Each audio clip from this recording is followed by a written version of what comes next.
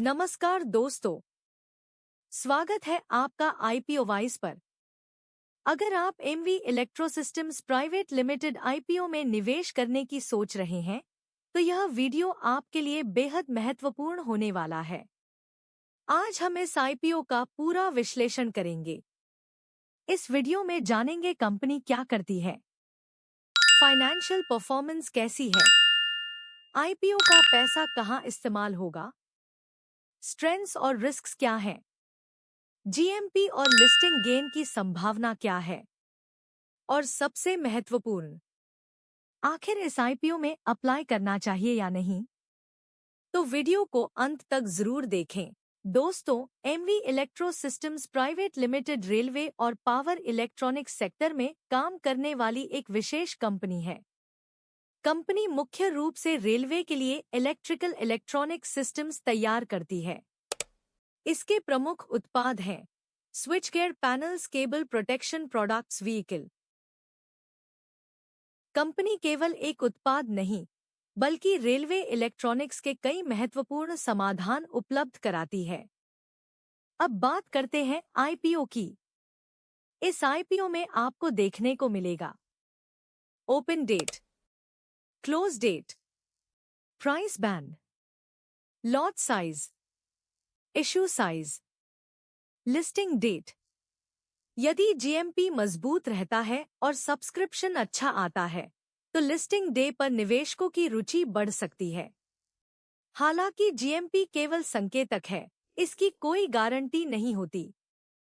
IPO date 30 जुलाई open होकर 3 अगस्त 2026 close होगा। इसकी लिस्टिंग डेट 6 अगस्त 2026 होनी है। Issue price ₹400 to ₹425। Lot size 34 shares, fresh issue 290 crore.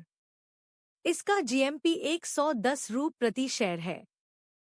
अब आते हैं सबसे महत्वपूर्ण हिस्से पर, फाइनेंशियल परफॉर्मेंस। कंपनी के एसेट्स लगातार बढ़े हैं। यह दर्शाता है कि कंपनी का बिजनेस आकार बढ़ रहा है।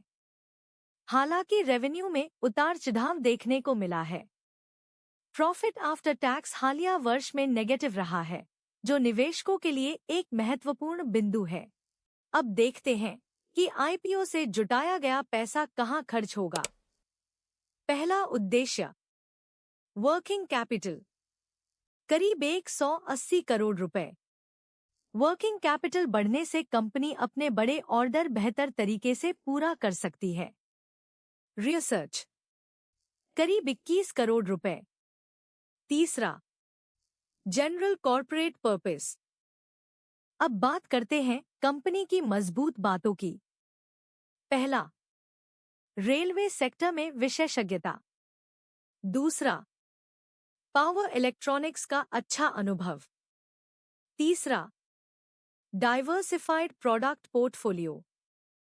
चौथा, भारत में रेलवे इंफ्रास्ट्रक्चर पर बढ़ता निवेश।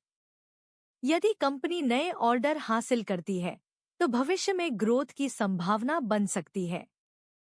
अब जानते हैं रिस्क्स।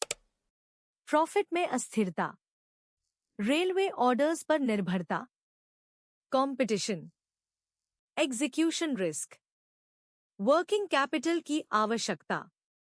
याद रखें, हर आईपीओ में अवसर और जोखिम दोनों होते हैं। अब सबसे बड़ा सवाल, क्या इस आईपीओ में अप्लाई करना चाहिए?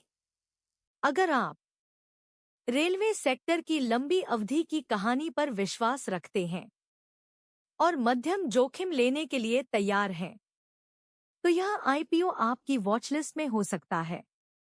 लेकिन अगर आप केवल लिस्टिंग गेन के लिए आवेदन करना चाहते हैं, तो जीएमपी और सब्सक्रिप्शन के अंतिम आंकड़ों को देखना बेहतर रहेगा।